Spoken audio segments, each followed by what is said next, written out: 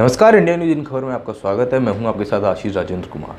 भाजपा के वरिष्ठ नेता और पूर्व वित्त मंत्री अरुण जेटली का आज निधन हो गया है। अरुण जेटली पिछले 9 अगस्त से एम्स अस्पताल में भर्ती थे। सीने में दर्द के कारण अरुण जेटली को एम्स में भर्ती कराया गया। ऐसे में 15 दिनों तक वो एम्स में भर्ती रहे और 24 अगस्त यानी आज वो अपनी ज़िंदगी की जंग हार गए। ऐसे में इस महान दिग्गज नेता के राजनीति सफ़र के बारे में बातचीत की जाए तो जितना कहा जाए उतना कम है, क्योंकि इनका जो राजनीति का सफ़र था वो बेहद शानदार और काफ़ी उतार चढ़ाव भरा रहा था। राजनीति के क्षेत्र में अरुण जेटली ने जो भी योगदान दिया उसे कभी भुलाया नहीं जा सकता, क्योंकि अरुण जेटली एक ऐसे दिग्गज नेता थे जिन्होंने भारतीय जनता पार्टी के साथ साथ देश की भी बखूबी सेवा की थी। बता दें कि लोकसभा चुनाव 2019 से पहले उन्होंने भारतीय जनता पार्टी को एक खत लिखकर कह दिया था कि मेरी जो हालत है वो ज़्यादा ठीक नहीं है, ऐसे में मुझे मोदी कैबिनेट का हिस्सा ना बनाया जा सके। ऐसे में 2014 के लोकसभा चुनाव के बाद जब भारतीय जनता पार्टी की सरकार देश में बनती है तो उसके बाद अरुण जेटली का नाम वित्त मंत्री के रूप में सामने आता है।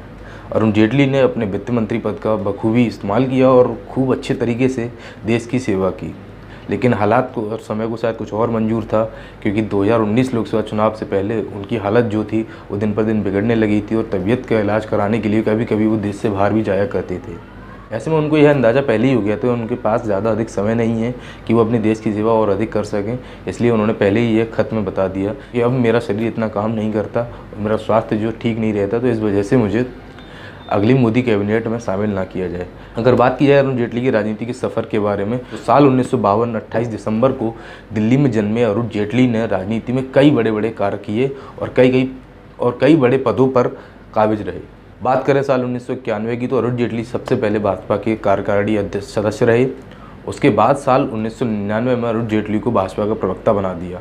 भारतीय जनता पार्टी से अरुण जेटली का लगाव कुछ ज़्यादा ही था।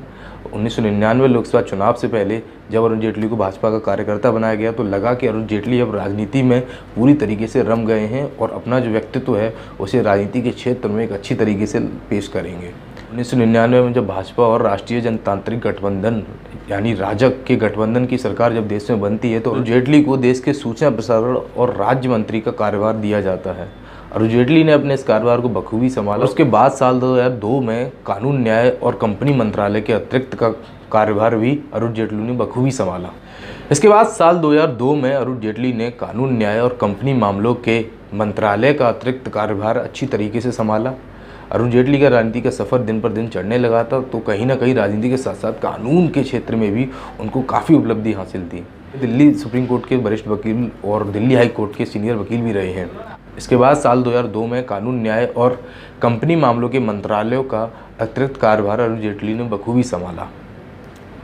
अरुण जेटली का सफ़र यहीं नहीं रुका, वो दिन प्रतिदिन राजनीति के क्षेत्र में तरक्की करते गए और अपने कार्य के तरीके से सियासी गलियारे में चर्चा का विषय बने रहे।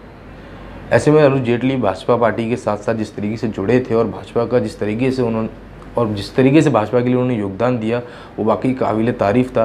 या फिर यह कहा जाए कि मौजूदा समय में भाजपा पार्टी जिस तरीके से देश में काबिज है तो उसमें कहीं ना कहीं अरुण जेटली का बहुत अहम योगदान रहा था। अरुण जेटली का निधन होने की वजह से सियासी गलियारे में शोक की लहर दौड़ पड़ी है।